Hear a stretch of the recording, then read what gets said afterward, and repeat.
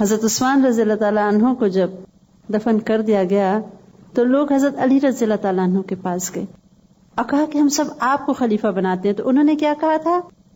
مجھے کوئی دلچسپی نہیں خلیفہ بننے سے، ہاں اگر کہو وزیر تو وہ میں بن جاؤں گا، یعنی میرے مشورے چاہیے، مدد چاہیے، وہ میں کروں گا، میں خلیفہ نہیں بنتا. یہ میں نہیں کہہ رہی، آپ تاریخی کتابیں اٹھا کے دیکھ لیں. جو طرح طرح کے الزام مسلمانوں کے دلوں میں وسوسہ ڈالنے کے لیے کہے جاتے ہیں، اگر آپ خود ان کتابوں کو اور حقائق کو پڑھ لیں تو آپ دیکھیں گے حضرت علی نے ٹوٹلی اس چیز میں دلچسپی کا اظہار نہیں کیا کہ وہ خلیفہ بنائے جائیں. آخرکار لوگوں نے مجبور کیا، کیونکہ واقعی حضرت علی رضی اللہ تعالیٰ عنہ کے پائے کا کوئی انسان اس وقت نہیں تھا جو خلافت کا حقدار ہوتا، اور تمام لوگوں کی مرضی، خواہش اور مجبور کرنے پہ حضرت علی رضی اللہ تعالیٰ عنہ خلیفہ بننے پہ تیار ہوئے، اور تمام لوگوں کی مرضی سے چوتھے خلیفہ راشد چن لیے گئے. یہ چوتھے اور آخری خلیفہ راشد ہیں. خلیفہ بننے کے بعد بھی ان کی زندگی میں کوئی تبدیلی نہیں آئی، وہی سادگی، وہی انصاف، وہی عبادت، وہی ریاضت. بہادر اور قوی، دل میں بہت نرم اور شفیق، انتہائی خوبصورت کمبینیشن ہے. کافروں کے لیے سخت، مسلمانوں کے لیے نرم. یہی ایک مومن کو ہونا چاہیے. حضرت عثمان رضی اللہ تعالیٰ عنہ کی شہادت پہ مسلمانوں میں غم، خوف اور پریشانی کی ایک لہر دوڑ گئی تھی. ایک معصوم خلیفہ کی شہادت کوئی معمولی بات نہیں. آج بھی ہم پڑھتے ہیں تو ہمارا دل کس قدر غمگین ہو جاتا ہے، اور کس وقار اور گریس سے انہوں نے اس شہادت کو امبریس کر لیا. اپنے لیے کوئی بدلہ نہیں چاہا، کسی کا خون نہیں بہانا چاہا. ایسے میں جو مخلص مسلمان تھے ان کے جذبات بالکل فطری تھے، اور ان سب کی ایک ہی خواہش اور مطالبہ تھا کہ کسی طرح حضرت عثمان رضی اللہ تعالی عنہ کے قاتلوں کو پکڑ کے قتل کیا جائے قصاص کے طور. اور یہ مطالبہ کوئی غلط مطالبہ نہیں، درست مطالبہ ہے.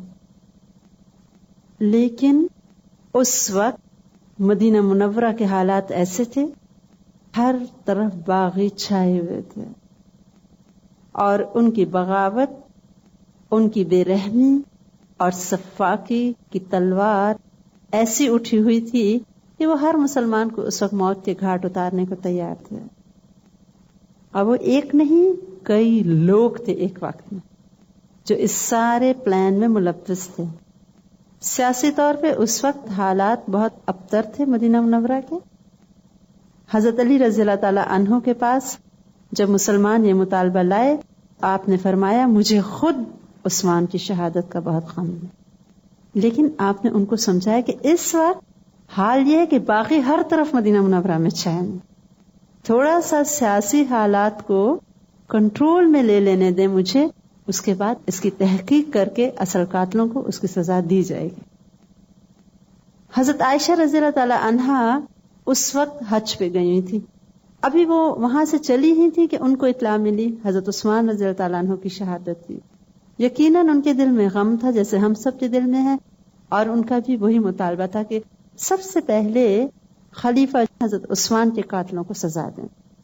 ان کی اس بات کی تائید میں دیگر مسلمان بھی شامل ہوتے چلے گئے، اور ہوتے ہوتے یہ ایک بہت بڑا گروہ بن گیا جو بصرہ کی طرف چلا تاکہ حضرت علی رضی اللہ تعالیٰ عنہ سے یہ مطالبہ کیا جائے کہ بطور خلیفہ سب سے پہلے وہ یہ کام کریں اور ایکشن لیں. حضرت علی رضی اللہ تعالیٰ عنہ کو جب یہ خبر ملی تو وہ بھی اپنی فوج کے ہمراہ بصرہ پہنچے. تمام مسلمان جو راستے میں ملتے گئے کہ ہوتے ہوتے ایسے تھا کہ جیسے ایک فوج ادھر حضرت عائشہ رضی اللہ تعالیٰ عنہ کے ہمراہ ہو گئی، اور ادھر حضرت علی کو لے جانے پڑے اپنے ساتھ لوگ، تاکہ اگر خدا نہ خواستہ کوئی ناخوشگوار حالات ہوں تو آپ کے ساتھ لوگ ہوں. لیکن انٹینشن، نیت دونوں کی کیا تھی؟ بات چیت. حضرت عائشہ رضی اللہ تعالیٰ عنہ بھی مطالبہ لے کے گئی تھی، اور حضرت علی رضی اللہ تعالیٰ عنہ بھی اسی نیت سے گئے تھے کہ ان کو ساری سیاسی سچویشن سمجھا کے ان کو بتایا جائے. جب دونوں فوجیں آمنے سامنے آئیں، حضرت علی رضی اللہ تعالیٰ عنہ کی گفتگو شنید ہوئی. انہوں نے جب ساری بات سمجھائی کہ اس وقت امت مسلمہ کے لیے نازک وقت ہے، اس وقت ان قاتلوں کو ابھی پکڑنا اور مارنا بھی ممکن نہیں تھا، اور ان کے پیچھے بہت بڑی ایک منظم سازش تھی، لہٰذا بہتر ہے اس کو انتہائی حکمت کے ساتھ اور طریقے سے ڈیل کیا جائے۔ جب انہوں نے ساری بات سمجھائی، حضرت عائشہ رضی اللہ تعالیٰ عنہ کے ہمراہ جو لوگ تھے وہ سب اس بات پہ راضی ہو گئے، اور دونوں فوجیں اپنے اپنے کیمپوں میں رات کو چلی گئیں، اور اب صبح ہر ایک نے واپس اپنے گھر چلے جانا تھا۔ عبداللہ بن سبا یہودی جس نے اس ساری سازش کی ابتدا کی تھی، اس کے ساتھ ایک بہت بڑا گروہ تھا جن کو سبائی کہا جاتا ہے، پورا فرقہ بن گیا تھا۔ ان کو یہ تو کسی صورت گوارا نہ تھا کہ جو وہ چاہتے تھے وہ نہ ہو۔ ان کا مقصد ہی کیا تھا کہ مسلمانوں میں فرقہ واریت ہو، آپس میں جنگ ہو، آپس میں اختلافات ہوں، اور یہ مضبوط اسلامی مملکت ٹکڑے ٹکڑے ہو جائے۔ یہ سازش آج سے نہیں، کئی 100 سال پہلے کی ہے، جس کے اثرات آج تک ہم دیکھ رہے ہیں اسلامی مملکت پہ۔ 1400 سال کی پلاننگ ہے۔ لہذا رات کو جبکہ دونوں فوجیں غافل سو رہی تھیں، سبائیوں نے مل کے حملہ کر دیا۔ دونوں سائڈ کے لوگ سمجھے کہ دوسروں نے ہمارے ساتھ غداری کی، صلح کی بات کر کے حملہ کر دیا، اور اندھیرا تھا، رات کا وقت تھا، پہچانا تو کوئی نہیں جا رہا تھا، لہذا دونوں نے اپنے ڈیفنس میں جنگ شروع کر دی۔ یہ جنگ پیورلی ایک غلط فہمی تھی، اور یہ جنگ تاریخ میں جنگ جمل کے نام سے مشہور ہے۔ حضرت عائشہ رضی اللہ تعالی عنہا ایک اونٹنی پہ سوار تھی، اور چونکہ وہ ایک طرح سے اس وقت قیادت کر رہی تھی، اپنے ہودج کے اندر بیٹھی ہوئی انسٹرکشنز دے رہی تھی، اور ان کے نوجوان آگے بڑھ بڑھ کے لڑ رہے تھے۔ حضرت علی رضی اللہ تعالی عنہ کے دل پہ بوجھ تھا اس جنگ کا، دونوں طرف تو مسلمان سارے اپنے، لہٰذا انہوں نے سوچا کہ کوئی طریقہ ایسا ہو کہ اس جنگ کو فوراً روک دیا جائے، اور ان کو معلوم تھا کہ اس وقت جب جذبے میں ہر کوئی لڑ رہا ہے، سنے گا تو کوئی بھی نہیں، لہٰذا انہوں نے یہ سوچا اور ایک بہت عمدہ تدبیر کی جنگ روکنے کی کہ حضرت عائشہ رضی اللہ تعالیٰ عنہا جس اونٹنی پہ سوار تھی اس کی کونچیں کٹوا دیں۔ جب اونٹنی بیٹھ گئی یعنی گر گئی تو ان کے نوجوانوں کے حوصلے پست ہوئے، اور ایک طرح سے یہ شکست کا سائن ہوتا تھا۔ ان کے فوجی کچھ بھاگنے لگے، کچھ ہمت ہار بیٹھے، جنگ رک گئی۔ حضرت علی رضی اللہ تعالیٰ عنہ کی بہترین نرم دلی اور کردار کی عظمت اس جنگ کے بعد سامنے آتی ہے۔ انہوں نے اعلان کیا کہ جو بھاگ رہے جان بچانے کے لیے بھاگنے دو، جو مال غنیمت انہوں نے چھوڑا ہے وہ کوئی نہ لوٹے، جو مارے گئے ہیں ان کے وارث آئیں اپنے وارثوں کا مال لے جائیں۔ یہ جنگ نہیں تھی، ایک طرح سے ایک غلط فہمی تھی، اور جو مارے گئے ہیں ان کا سامان مال غنیمت نہیں سمجھا جائے گا۔ ایسی مثال آپ کو تاریخ میں ملے گی نہیں، کوئی لوٹ کھسوٹ نہیں ہوئی، کوئی بھاگنے والوں سے زیادتی نہیں کی گئی، سب کے ساتھ نرمی سے پیش آیا گیا، اور حضرت عائشہ رضی اللہ تعالی عنہا کو نہایت عزت اور احترام سے وہاں کے ایک محل میں ٹھہرایا گیا۔ جب کچھ دن انہوں نے آرام فرما لیا، حضرت علی رضی اللہ تعالیٰ عنہ ان سے ملے، ان کو کہا السلام علیکم اما جان، انہوں نے کہا وعلیکم السلام، انہوں نے پوچھا آپ کا کیا حال ہے، انہوں نے کہا اللہ کا شکر ہے۔ پھر اس کے بعد انہوں نے اپنے دونوں بیٹے امام حسن اور حسین رضی اللہ تعالیٰ عنہما کو کہا کہ جاؤ اور اماں کو دور تک جا کے خدا حافظ کہہ کے ان کی سواری کے ساتھ چلتے رہو عزت کے طور پہ۔ اور یوں وہ دور تک گئے، اور انہوں نے کہا میرے بچوں یہ جنگ محض غلط فہمی تھی، میرے اور علی کے درمیان اس کے سوا کچھ نہیں جو ماں بیٹے یا ساس داماد کے درمیان ہوتے ہیں، کوئی عام دنیا کی کوئی بات کے علاوہ اور کوئی ایسی بات نہیں۔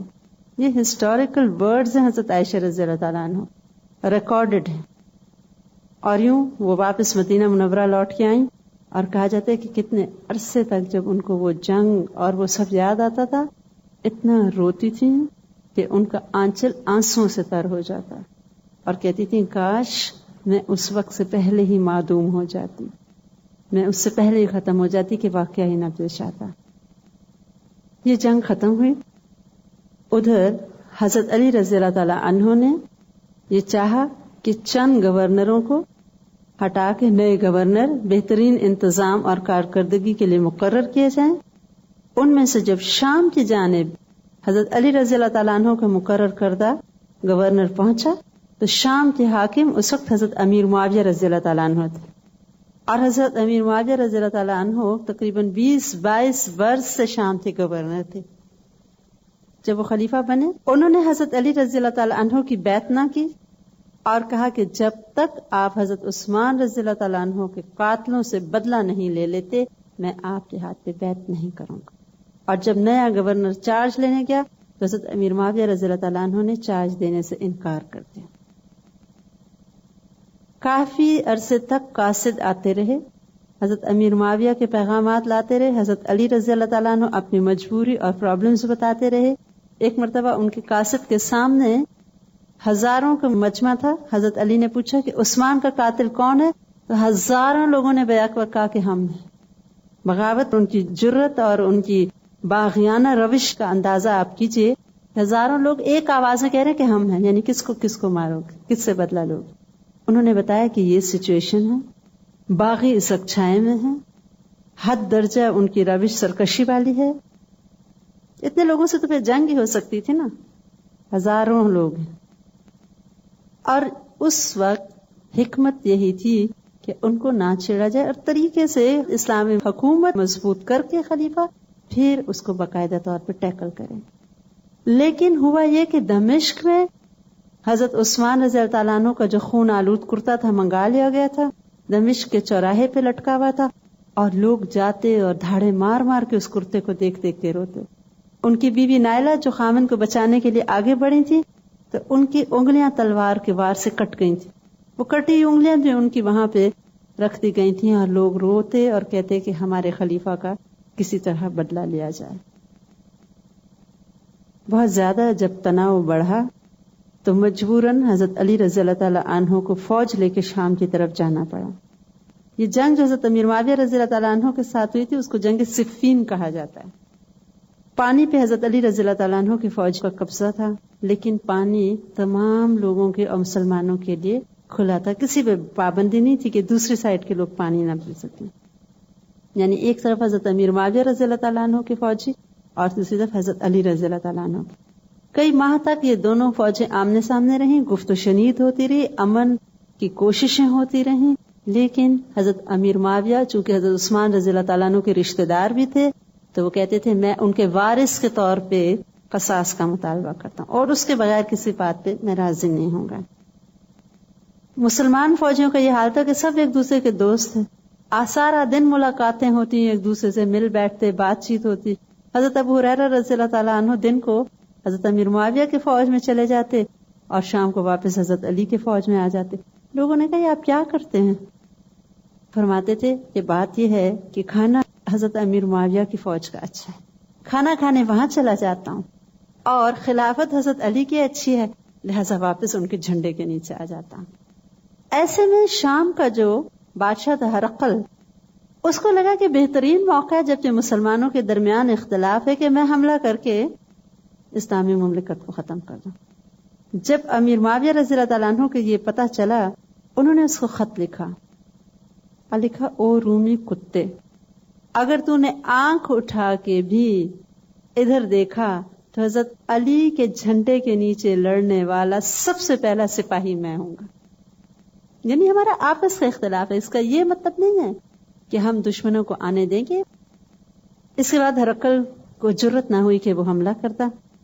بالآخر کافی عرصہ جب بات چیت فیل ہو گئی، جنگ شروع ہوئی. جب حضرت علی رضی اللہ تعالیٰ عنہ کی فوج کا پلڑا بھاری ہو رہا تھا، عین فتح ہونے والی تھی، حضرت امیر معاویہ کی فوج سے کچھ لوگوں نے قرآن پاک اپنے نیزوں پہ بلند کر لیا اور یہ سائن تھا کہ جنگ بند کر دی جائے اور جو قرآن کے مطابق فیصلہ ہوگا ہم لوگ مان جائیں گے. حضرت علی نے اپنے فوجیوں کو بہت سمجھایا کہ یہ صرف ایک چال ہے جنگ ختم کرنے کی، کیونکہ وہ شکست کھا رہے ہیں، دیکھو اس وقت پیچھے مت ہٹنا. لیکن کچھ مسلمان قرآن پاک کو دیکھ کے ڈاواڈول ہو گئے اور انہوں نے ہاتھ روک دیا.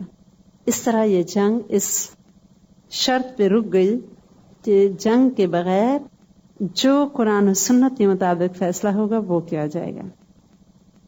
بات چیت ہوئی اور بالآخر یہ طے ہوا کہ دونوں فوجوں کی طرف سے ایک ایک ثالث ہو اور وہ دونوں مل کے جو فیصلہ کریں گے وہ دونوں سائڈیں اس کو قبول کریں گے. حضرت علی رضی اللہ تعالیٰ عنہ کی فوج میں کچھ لوگ اس بات پہ ناراض ہو گئے اور انہوں نے کہا کہ جب قرآن کے مطابق فیصلہ ہونا تھا تو آپ نے انسانوں کو کیوں مقرر کیا ثالث؟ اور ہوتے ہوتے یہ بات اتنی طول پکڑ گئی کہ فوج کے بہت سے لوگ ناراض ہو کے الگ ہو گئے. انہوں نے باقاعدہ ایک الگ فرقہ بنا لیا جو خارجی کہلاتے ہیں. یعنی وہ حضرت علی کی فوج سے چونکہ نکل گئے تھے اس سے ان کو خارجی کہا گیا. وہ کہتے تھے کہ ہر مسلمان جو ہے جب تک وہ توبہ نہ کر لے وہ کافر ہے، کہ قرآن کے علاوہ انسانوں کو حکم کیوں بنایا. جو کہتا ہم حضرت علی کی خلافت پہ راضی ہیں اس کو بھی قتل کر دیتے. ایسے میں حضرت علی کو فوراً خارجیوں کی طرف توجہ کرنی پڑی. ان کے ساتھ ایک جنگ ہوئی جو جنگ نہروان کہلاتی ہے. وہ بات سچ تھی نا کہ حضرت عثمان کی شہادت سے فتنوں کے دروازے کھل گئے تھے. ایک ناحق خون جو ہے اب اس کے اثرات مسلمانوں پہ. اب دیکھیں چھوٹی چھوٹی باتوں پہ ناراضگیاں، آپ کو کوئی بڑی بات بھی نہیں ملے گی، کوئی ایسی بڑی خرابی نہیں ہے، لیکن وہ ایسی نفرت ہے اور عداوت ہے اور غصہ ہے اور مسلمانوں کی تلواریں آپس میں چل رہی ہیں. اور قصور کس کا ہے؟ ان لوگوں کا جو فتنوں میں حصہ بن گئے. حضرت علی رضی اللہ تعالیٰ عنہ کی خلافت جو 4 سال 9 ماہ کے عرصے تک رہی، اس میں ہم دیکھتے ہیں کہ بہت پرسکون دور کم ہمیں نظر آتا ہے. فتنے ہیں، لڑائیاں ہیں اور جگہ جگہ شورشیں ہیں، بغاوتیں ہیں، لیکن یہ بھی ایک مومن کا امتحان ہے. آپ صلی اللہ علیہ وسلم کی زندگی دیکھیے، مدینہ منورہ کے 10 سال میں کتنے غزوات ہوئے، کتنی لڑائیاں ہوئیں، کتنے فتنے تھے، کتنی پریشانیاں تھیں. حضرت علی رضی اللہ تعالیٰ عنہ کی زندگی میں بھی ہم دیکھتے ہیں کہ بہت فتنے ہیں اور ان کا ایمان ہے کہ پہاڑ سے زیادہ مضبوط. کہیں وہ عدل و انصاف کو ہاتھ سے نہیں جانے دیتے. جنگ صفین کے دوران یا اس کے بعد حضرت علی رضی اللہ تعالیٰ عنہ کی ڈھال یا زرہ کھو گئی. انہوں نے دیکھا ایک یہودی کے پاس تھی، انہوں نے اس کو کہا یہ تو میری ہے. کہنے لگا آپ کے پاس کیا ثبوت ہے کہ آپ یہ میری ہے؟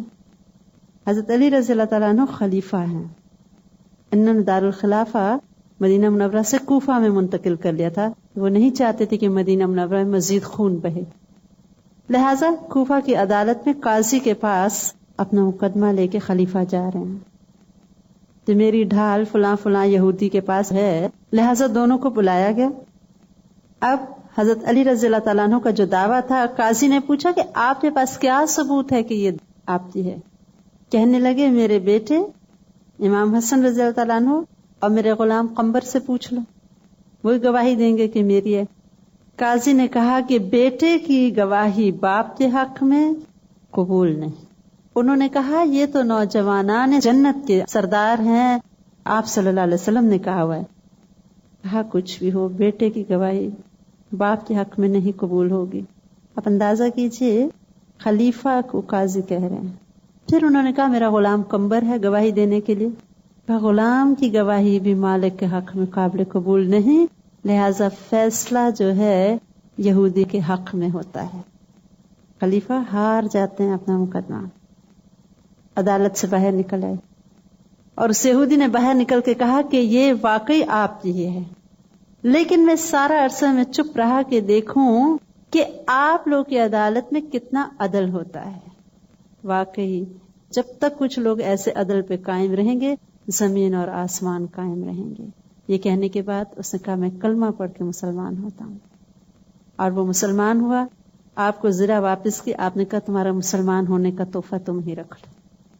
کوئی مثال نہیں ہے ایسی. عدل ایسا ہے کہ اپنے غلام قمبر کے ساتھ ایک مرتبہ بازار کپڑا لینے گئے. ان کے غلام کہتے ہیں کہ ایک کپڑا 2 درہم کا بہت ہی معمولی تھا، ایک 3 درہم کا، غالباً 1 درہم مہنگا تھا. دونوں کا ایک ایک جوڑا لے آئے. جب گھر آئے تو مہنگے والا غلام کو دے دیا. اس نے کہا آپ خلیفہ ہیں، آپ کے پاس اتنے لوگ آتے ہیں، آپ جس پوزیشن میں ہیں آپ بہتر لباس پہنیے. کہنے لگے تم مجھ سے زیادہ نوجوان ہو، زیادہ حقدار ہو، اور یہ کہہ کے کم قیمت والا اپنے لیے اور زیادہ اپنے غلام کو دے دیا. عام کپڑا پہنتے تھے جو سب سے سستا ہوتا، اور وہ موٹے سے کپڑے کی تہ بند باندھتے اور اس پہ بھی پیوند لگے ہوتے تھے. ایک مرتبہ ایک آدمی دیکھا کہ شدید سردی اور چھوٹی سی چادر میں بیٹھے ہیں. اسے کہا کہ خلیفہ آپ بیت المال سے ایک چادر اور لے لیجئے. کہنے لگے نہیں، میرے لیے بھی وہی ہے جو عام مسلمانوں کو ملتا ہے، یعنی میں اس سے زیادہ نہیں لوں گا، جو مسلمانوں کا حق ہے بس اتنا ہی میں بھی لوں گا۔ اپنا عام موٹا سا لباس پہنے، تہبند کو ایک رسی کے ساتھ باندھ کے، ہاتھ میں درہ لے کے بازاروں میں پھرتے، کہیں کوئی کسی کے ساتھ زیادتی نہ کر دے، مسافروں کی مدد کرتے، کمزوروں کو بوجھ اٹھانے میں مدد کرتے، اور بازار والوں کو آخرتی آیات سنا سنا کے اس چیز کا احساس دلاتے کہ کوئی کسی کے ساتھ زیادتی نہ کر جائے۔ ایک دن دیکھا کہ ایک لونڈی ہے جو رو رہی ہے، اس سے پوچھا کہ کیا بات ہے؟ کہنے لگی میرے مالک نے مجھے کھجوریں لانے کو بھیجا تھا۔ کوفہ کا بازار ہے اور خلیفہ کھڑے ایک لونڈی کا حال پوچھ رہے ہیں۔ مالک نے بھیجا تھا لیکن دکاندار نے مجھے گھٹیا والی کھجوریں دے دی۔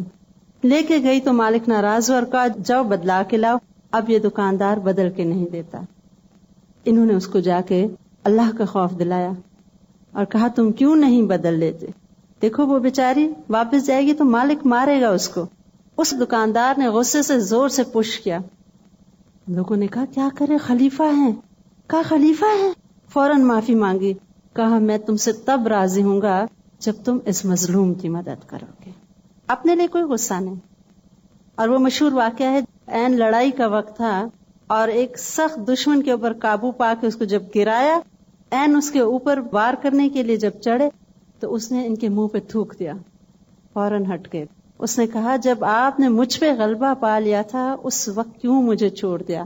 فرمایا اس لیے کہ پہلے میں تمہیں اللہ کی دشمن کی حیثیت سے قتل کر رہا تھا، اور اب اگر قتل کرتا تو یہ ذاتی بدلہ اور انتقام ہو جاتا۔ جسٹس، انصاف، ایمان، ایک موقع نہیں کئی مواقع ہیں۔ اب بھی جو لوگ کوفہ گئے ہیں انہوں نے حضرت علی رضی اللہ تعالیٰ عنہ کا گھر دیکھا تو وہ کہتے ہیں حیرت، اتنا چھوٹا سا ایک حجرا، اتنی سادگی، اور خلیفہ ہیں، بہت بڑی مملکت ہے، بہت زیادہ مال و دولت آ رہا ہے۔ خود ان کی ذاتی آمدنی سے جو وہ زکوٰۃ دیا کرتے تھے سالانہ 40,000 کے قریب، خیبر کی زمین ان کو حصے میں ملی تھی اور غزوات میں مال غنیمت ملتا تھا، ایسی بات نہیں تھی، لیکن جو آتا تھا اللہ کے راستے میں غریبوں مسکینوں کی مدد میں چلا جاتا۔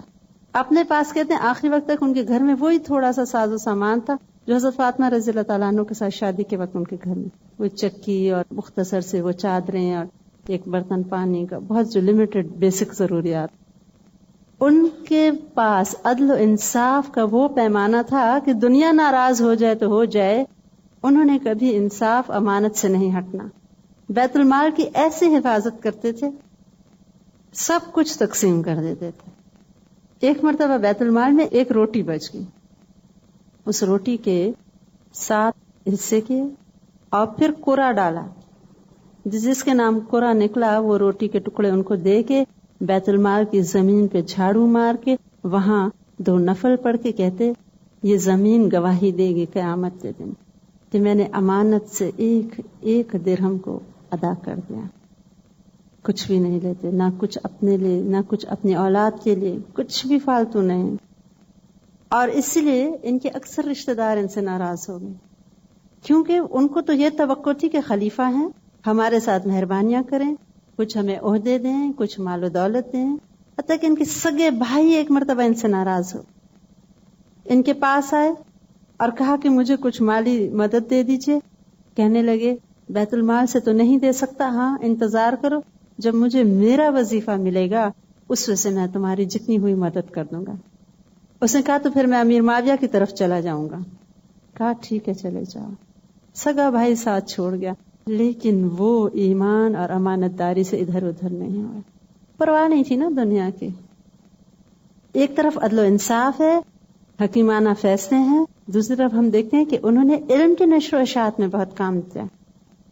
قرآن پاک کے بہترین مفسر، خوبصورت تفسیر کرتے تھے، لیکن انہوں نے بہت کم احادیث روایت کی ہیں۔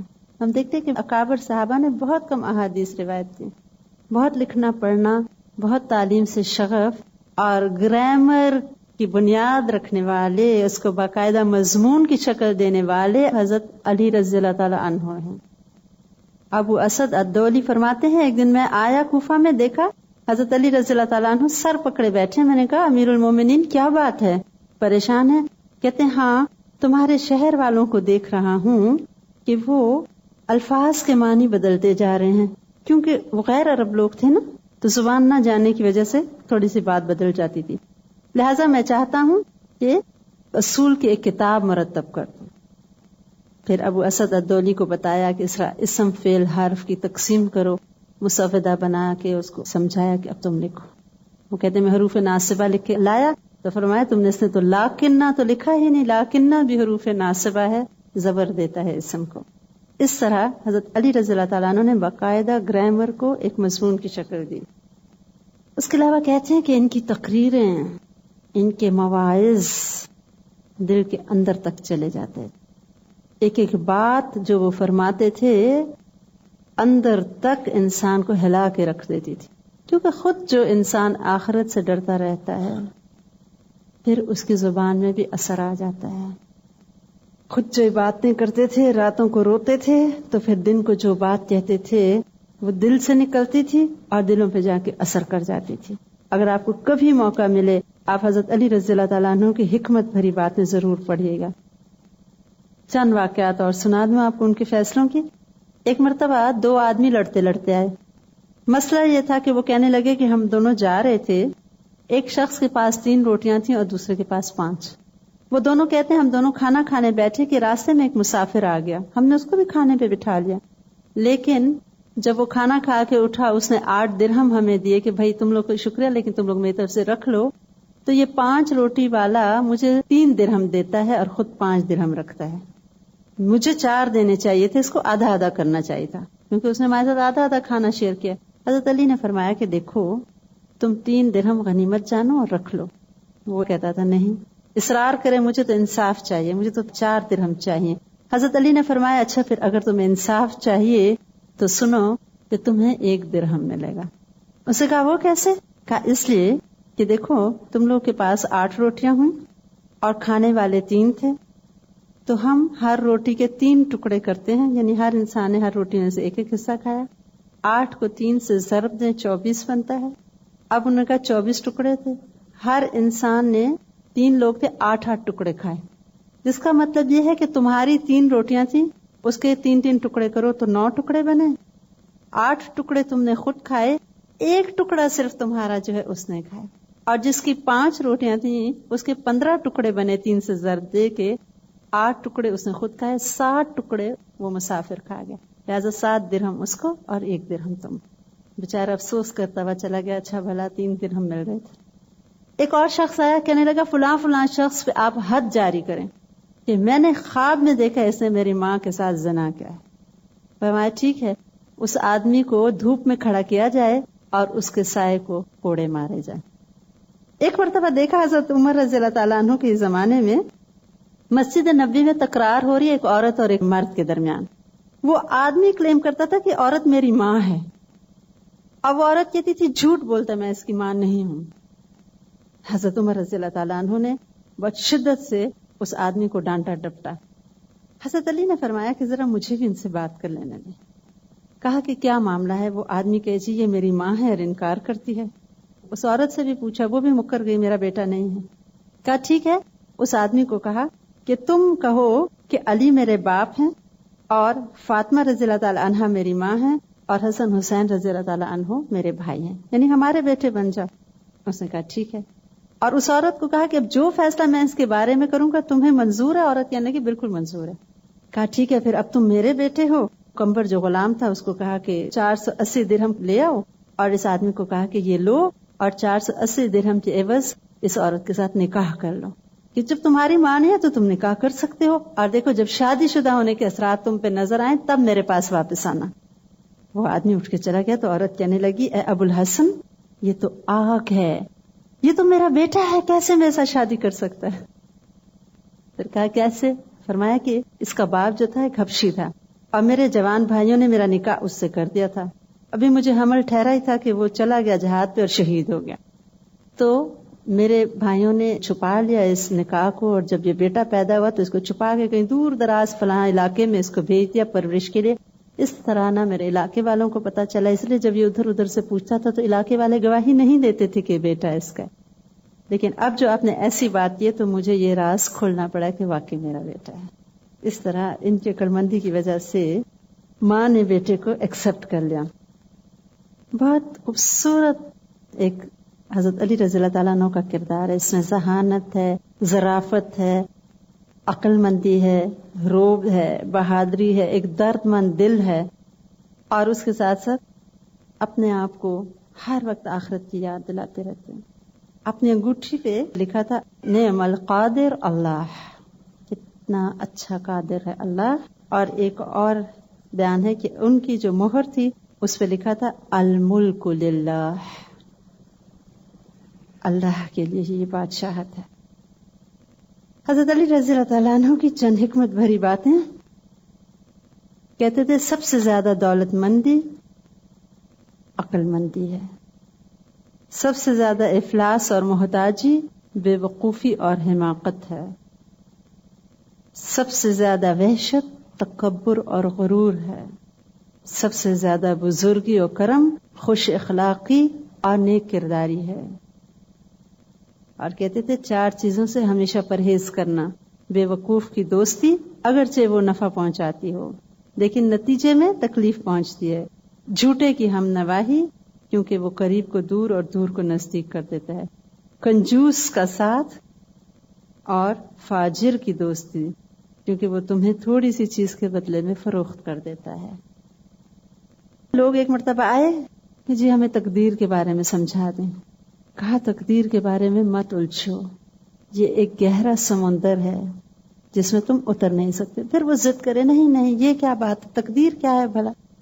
فرمایا مجھے صرف یہ بتاؤ کہ تم جس گھر میں پیدا ہوئے اپنی مرضی سے پیدا ہوئے یا اللہ کی مرضی سے. اسے کہا اللہ کی مرضی سے. کہا یہی تو تقدیر ہے. ان کی حکمت، ان کی باتیں، ان کے مواعظ پڑھنے والے ہیں، دل میں اتارنے والے ہیں اور عمل کرنے والے ہیں. کہتے تھے یاد رکھو جس عبادت گزار کو اپنی عبادت کی خود کوئی قدر نہ ہو اس عبادت کا کوئی فائدہ نہیں، پتہ ہی نہ چلے کہ کیا کر رہے ہیں. کہتے تھے اس علم کی کوئی قدر و قیمت نہیں جو بغیر فہم اور شعور کے حاصل کیا جائے، جو دل میں نہ اترے، جس کی سمجھ نہ، اس کو کیا فائدہ. اور اس تعلیم کی کوئی عزت و حیثیت نہیں جس میں غور و فکر نہ کیا جائے. کہتے تھے لوگوں میں عدل کرو، اور جیسے حدیث بھی ہے کہ دوسروں کے لیے وہی پسند کرو جو اپنے لیے کرتے ہو. یہ خارجی جو تھے ایسے ان کے پیچھے پڑے کہ بالآخر انہوں نے حضرت علی رضی اللہ تعالیٰ عنہ کو قتل کرنے کا فیصلہ کر لیا. ایک طرف حضرت امیر معاویہ کو قتل کرنے کا فیصلہ کیا کہ ایک ہی دن میں ایک ہی وقت میں 3 لوگوں کو قتل کرنا ہے. حضرت عمر بن العاص کو جو حضرت امیر معاویہ کے ساتھی تھے، حضرت امیر معاویہ اور حضرت علی کو. ان کو قتل کے لیے عبد الرحمن نامی ایک شخص تھا جو خارجی تھا، وہ آیا کوفہ، اور اس کو ایسے لوگ بھی مل کے، ایک خاندان جو کہ حضرت علی کے شدید خلاف تھا، خارجیوں کا ہی تھا. ان کی ایک بیٹی تھی انتہائی خوبصورت. اس نے کہا کہ میں تم سے شادی کر لوں گی اگر تم نے حضرت علی کو شہید کر دو. اور اس نے کہا میں آیا ہی اسی نیت سے ہوں.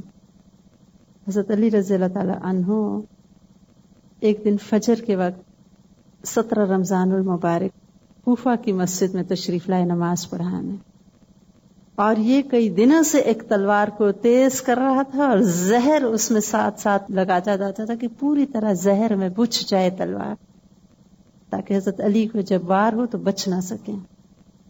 حضرت علی رضی اللہ تعالیٰ عنہ جب داخل ہوئے مسجد میں، اس نے اس زور سے وار کیا کہ وہ تلوار اندر تک اتر گئی، گر گئے.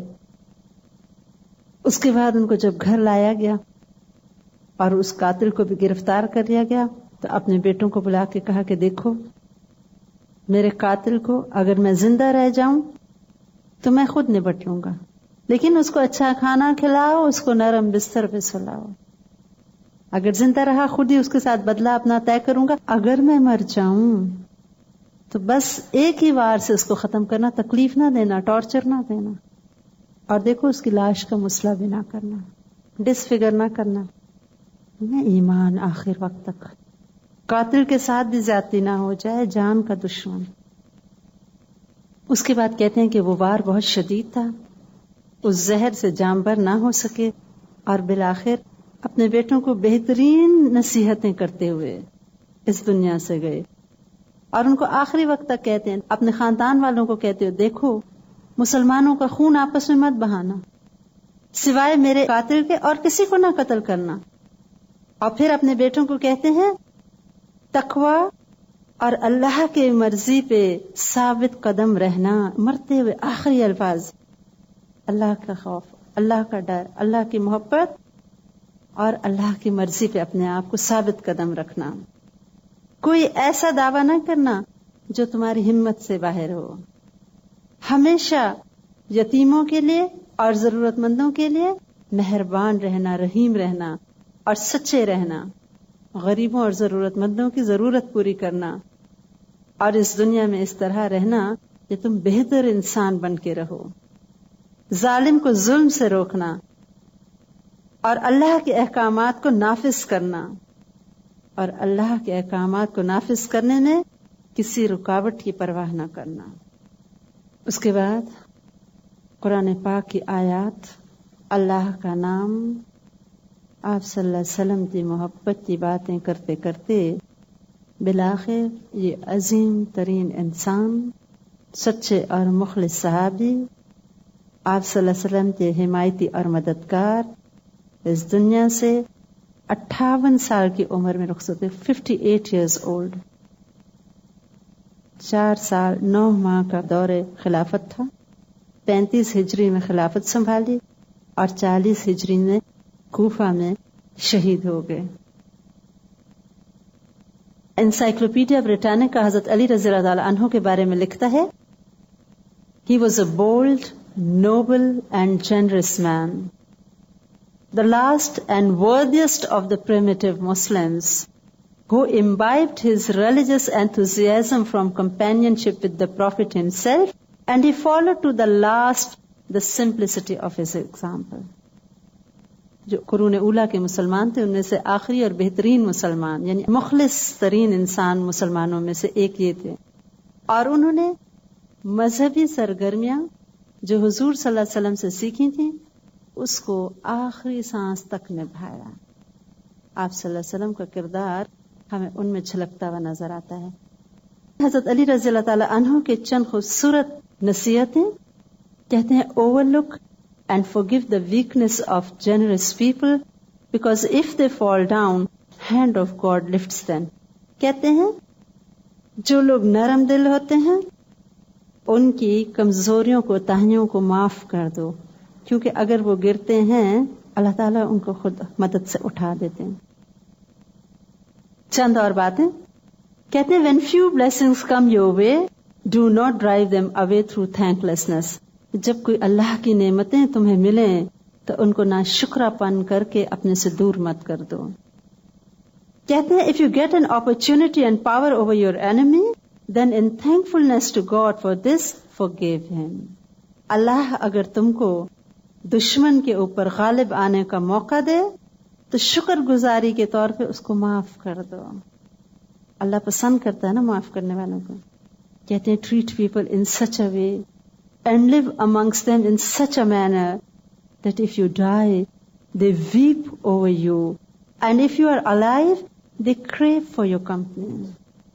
لوگوں کے ساتھ اس طرح کا معاملہ کرو اور ان کے درمیان اس طرح زندگی گزارو کہ اگر تم مر جاؤ تو وہ تم پہ روئیں، اور اگر تم زندہ رہو تو تمہاری صحبت میں رہنے کے لیے وہ ترسیں. کہتے ہیں the sin which makes you sad and repentant is like better by the Lord than the good deed which turns you vain and conceitful. کہتے ہیں وہ گناہ جو تمہیں غمگین کر دے اور اللہ کے آگے توبہ اور ندامت پہ مجبور کرے، وہ اللہ کے نزدیک اس نیکی سے بہتر ہے جس کو کر کے تم تکبر اور دھوکے بازی کا شکار ہو جاؤ. Hearts of people are like wild birds. They attach themselves to those who love and train them. کہتے ہیں لوگوں کے دل اڑتے ہوئے پنچھیوں کی طرح ہیں، وہ اپنے آپ کو اس کے ساتھ اٹیچ کر دیتے ہیں جو ان سے محبت کرتا ہے اور ان کی تربیت کرتا ہے. اور پھر کہتے ہیں every breath that you take is a step towards death. ہر سانس جو تم لیتے ہو وہ دراصل موت کی طرف ایک اور قدم بڑھ گیا. موت اور اس سے عبرت۔